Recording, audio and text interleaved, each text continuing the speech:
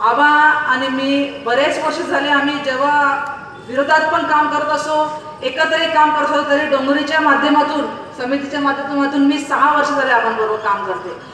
मला तरी अजूनही एकदाही असं आठवलेलं नाही की आबांनी कधी महिलांचा सन्मान दुखवलाय, कधी अर्वाच्य भाषा केलेली आहे आणि कधीच कोणाच्याही सन्मानाला ठेच पोचवलेली नाही. ह्याचं जिवंत उदाहरण मी आहे.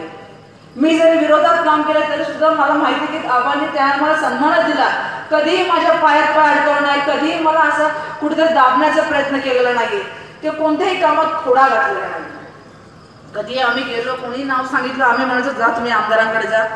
त्यावेळेस त्यांनी असं कधी विचारलं नाही की तू कोणत्या पक्षाचा आहेस. हा, वाई खंडाळा महाबळेश्वरमधून आले ना काम करणार.